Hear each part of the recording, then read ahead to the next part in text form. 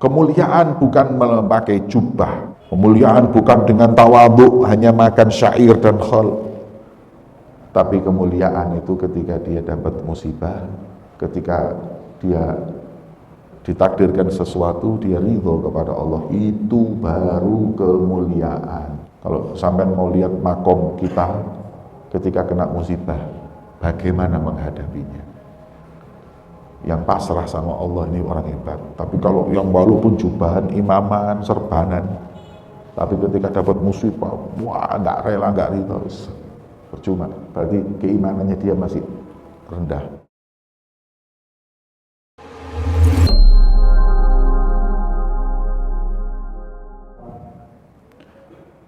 Telah meninggal suatu saat anak Nabi Daud alaihi salatu wassalam. Sedih beliau dengan kesedihan yang sangat dalam. Maka ditanya, maka na ya'dil indak, apakah Allah enggak adil? Qala mil'ul ardi dhahaban unfiquhu fi sabilillahi azza wa jal. Ya. Atau maka na ya'dil, apa setara dengan apa? Setara dengan apa di sisimu anakmu itu? Setara dengan penuhnya bumi dengan emas yang aku infakkan di jalan Allah. Maka Allah subhanahu wa ta'ala berfirman, untukmu pahala seperti engkau sedekah satu bumi emas. Hadirin yang dimuliakan oleh Allah, tidak ada musibah itu seperti ditinggal orang yang kita cintai. Meninggalnya istri, meninggalnya suami, meninggalnya anak, lebih-lebih anak. Hingga ada dalam riwayat, sebagaimana dalam kitab tafsir itu disebutkan, walanabluwannakum bisyai'in minal khawfi wal ju' wa naqsin minal amwali wal anfusi wa thamarat. Kalian pasti aku uji. Ya. Dengan apa? Dengan hilangnya nyawa, ya, anfus. Walanabluwannakum bisyai'in, ya, binaqsin minal amwal, uang hilang, bangkrut, wal anfus, kepaten, wa thamarat, apa thamarat? Buah-buahan. Dalam riwayat makna buah-buahan di sini adalah enggak panen. Ujian panen gagal. Tapi Imam Syafi'i mengatakan thamarat di sini adalah dengan matinya anak. Karena ada satu hadis qudsi, Allah berfirman kepada malaikat, "Hei malaikatku, agobabta, apakah kau cabut nyawa anak dari hambaku ini?" Faqala, "Na'am, iya ya Allah, agobatta thamarata fuadih." Apakah kau cabut buah hati anak, buah hati orang tuanya? Jadi anak ini buah hati yang nyebut Allah. Kemudian, qala na'am ya Allah, memang sudah ketentuannya. Kaifa wajadta dzalik? Kau dapati bagaimana setelah buah hatinya kau ambil, gimana orang tersebut? Dia sabar. Dia bilang apa? Wa basyiris sabirin alladzina idza asabatuhum musibah qalu inna lillahi wa inna ilaihi raji'un. Dia sabar dan dia berkata semua milik Allah dan kepada Allah semua kembali. Dia bilang seperti itu, iya. Wahai malaikat, bangunkan rumah di surga dan dengan disebutkan atau diberi nama Baitul Hamdi, rumah pujian. Maka Baitul Hamdi adalah rumah buat orang-orang yang sabar, pasrah dengan takdir Allah, ketentuan Allah subhanahu wa ta'ala. Nah, para salafus saleh, mereka hebat, mendapat ujian sebesar apapun dengan kepaten atau ditinggal mati orang-orang yang dicintai, tidak pernah mereka itu putus asa dan gak ridho dengan ketentuan Allah subhanahu wa ta'ala. Sebagaimana Wakana Bakar al-Muzani rahimahullah, beliau berkata, mautul walid, meninggalnya bapak, milkun hadithun, adalah pemilikan hadis yang baru. Mautul akh, matinya saudara, sayap putus. Kalau bapak, hadis itu juga bisa artinya hancur. Kerajaan hancur.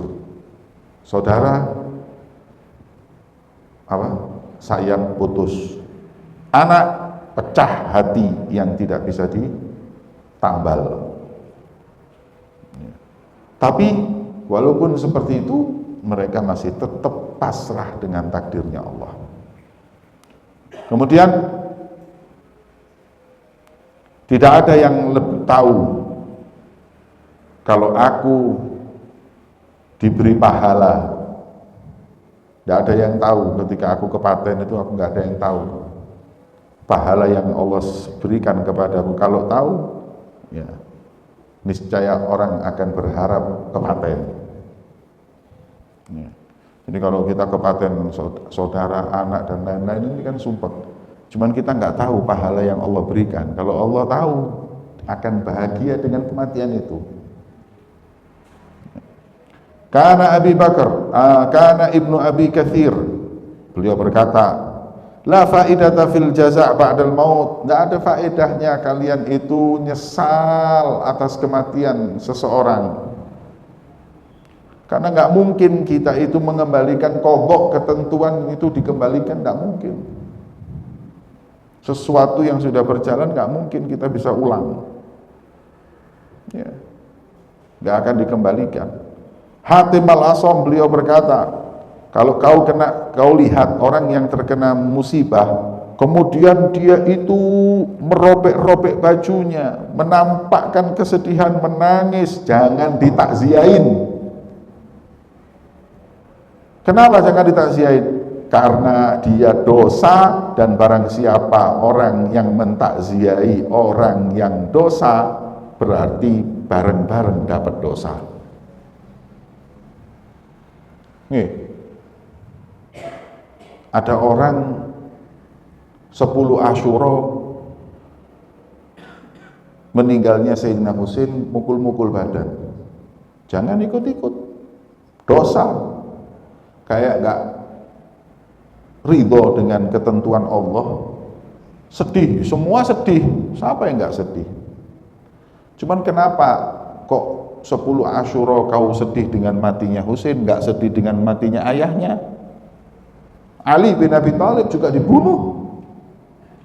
Yang bunuh Abdurrahman bin Muljam.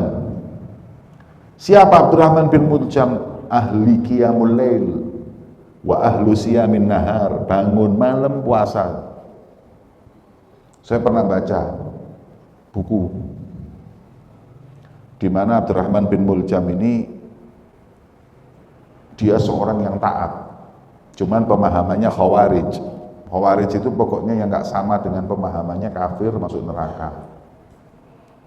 Tapi dia masih nggak ingin untuk membunuh.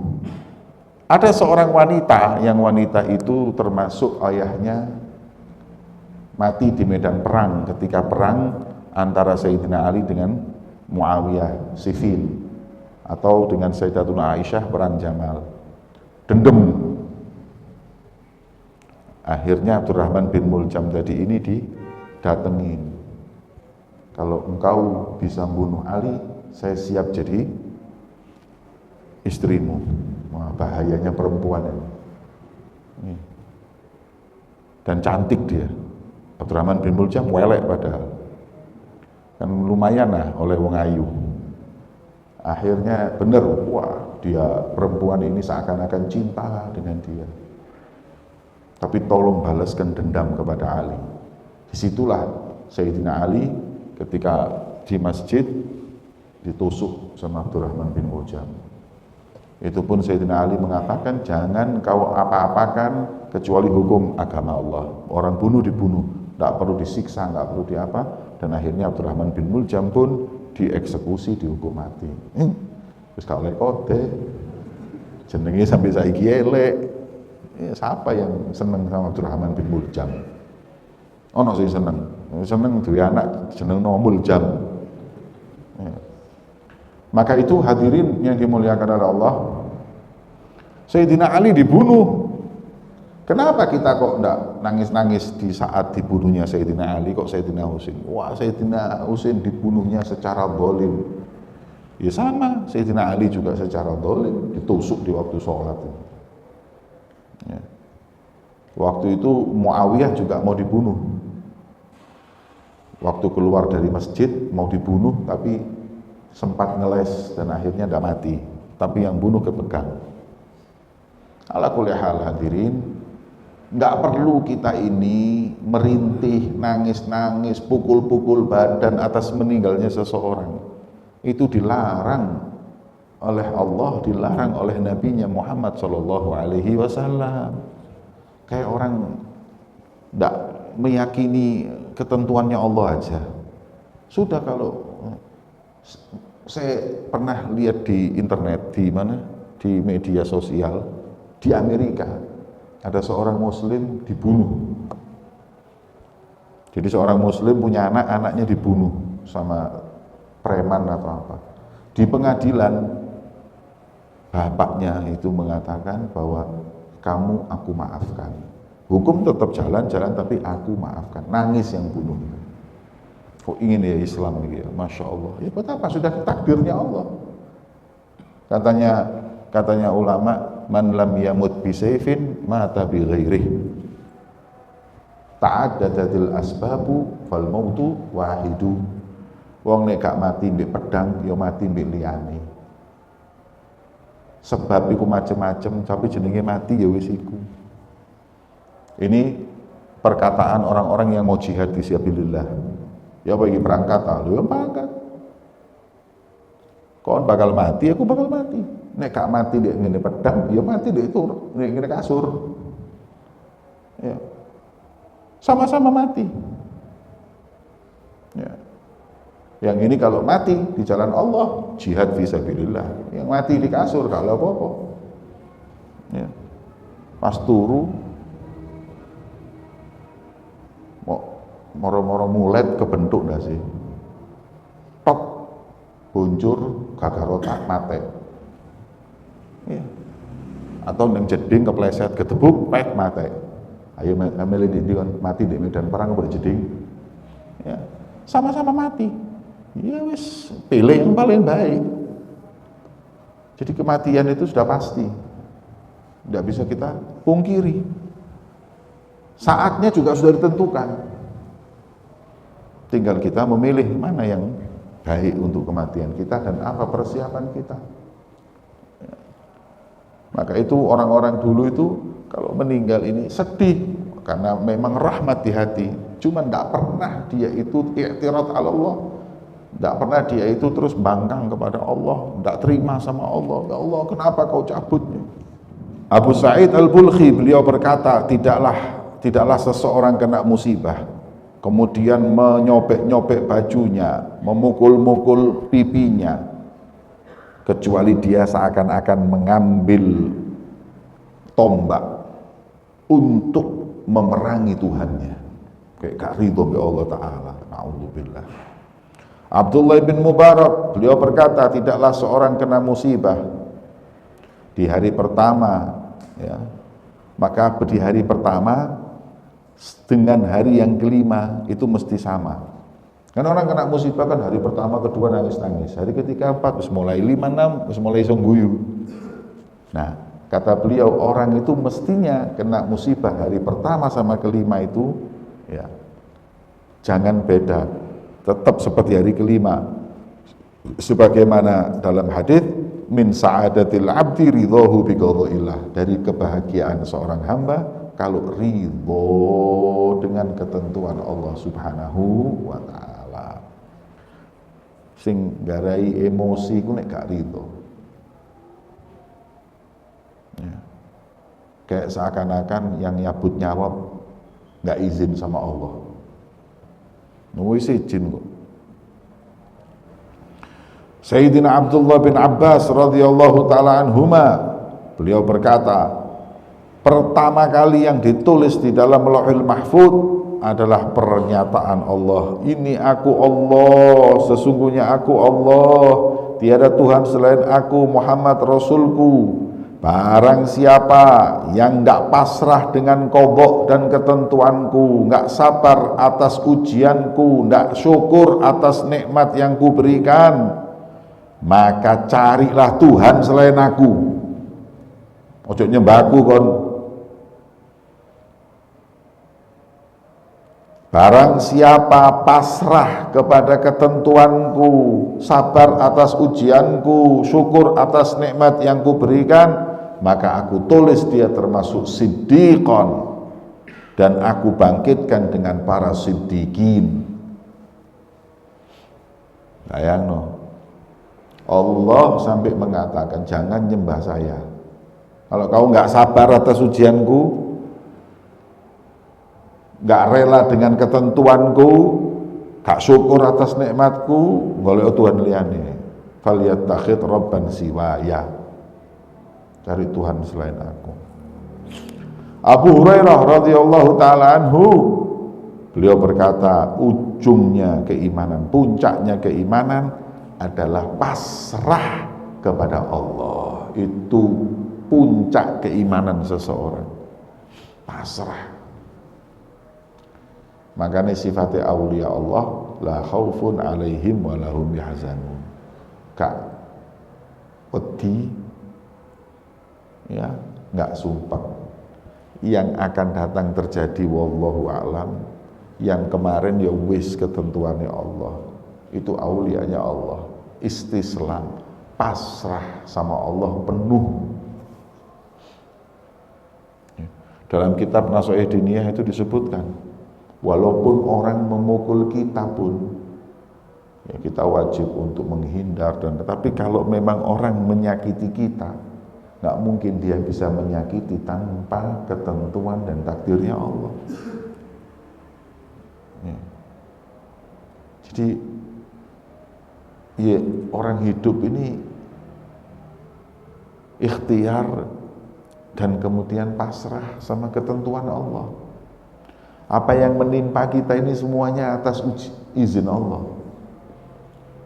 Mobil kita ditabrak, ngamuk. Tapi kalau orang itu nggak diizini Allah nabrak, kan nggak ngamuk. Gitu. Wis gak usah ngamuk-ngamuk, wis jalur tempuh ae wis.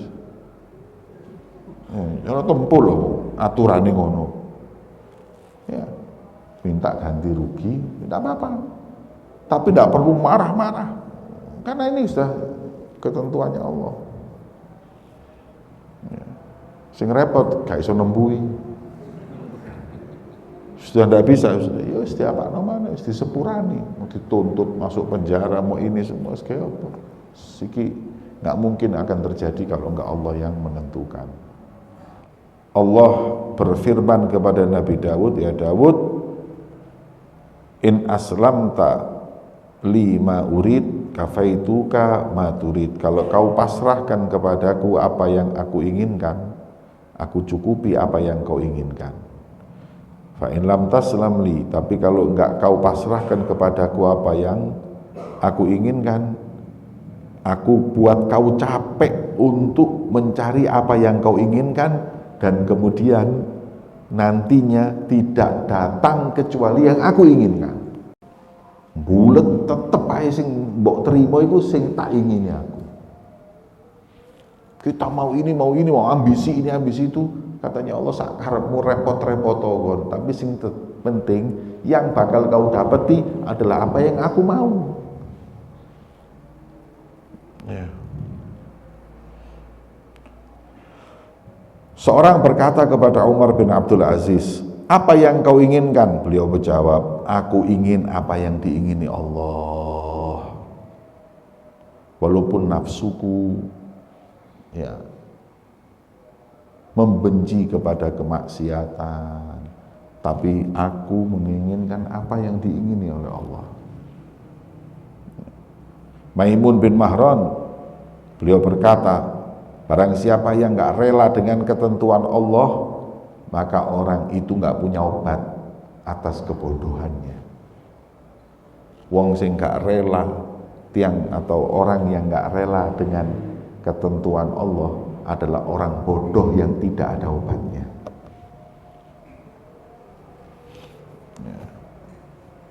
Berarti ya karena dia tahu itu takdirnya Allah, tapi dia nggak rela, ini gimana?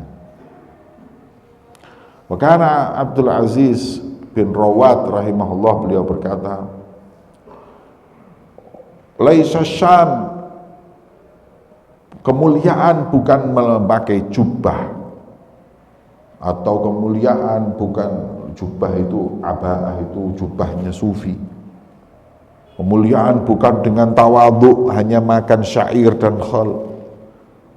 Tapi kemuliaan itu ketika dia dapat musibah, ketika dia ditakdirkan sesuatu, dia ridho kepada Allah, itu baru kemuliaan.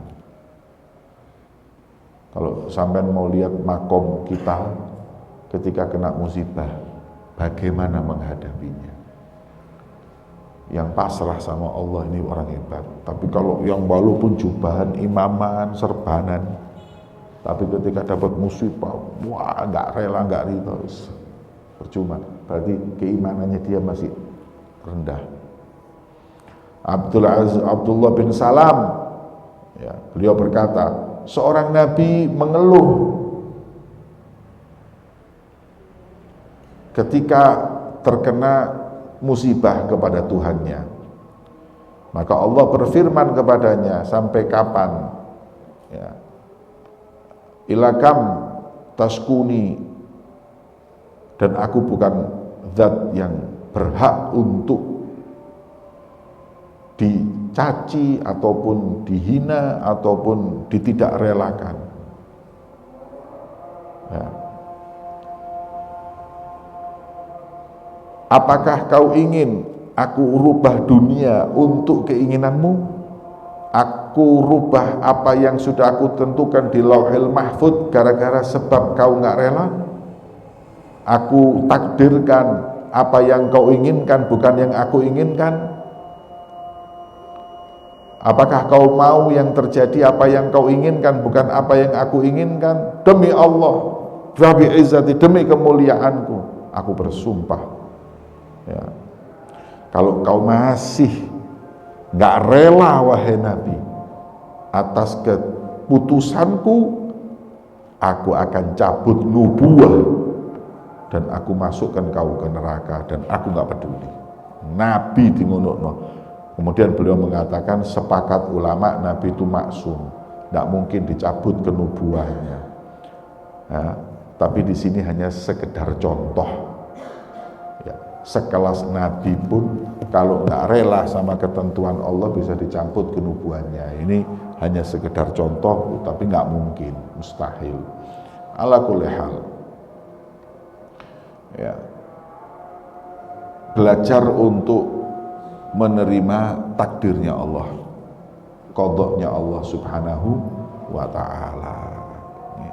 Berat bagi yang merasa memiliki, berat bagi yang lemah imannya. Tapi kalau orang sudah nggak merasa memiliki, semuanya milik Allah. Kayak tukang parkir. Tukang parkir itu tahu-tahu kan mobilnya di lapangan banyak, tahu-tahu pergi semua, hilang jam 09.00 bengintek, malah mesem-mesem, nggak sedih, nggak sumpah. Karena apa? Dia tahu mobil bukan milik dia, diambil yang punya, dia tenang. Kau nak sing tukang parkir jam 09.00 bengi sumpah, motorku hilang kabeh, nggak ada. Kenapa kok nggak sumpah? Karena yang namanya tukang parkir tahu itu bukan mobil dia. Makanya Al-Imam Husain ibn Syekh Abi Bakar bin Salim,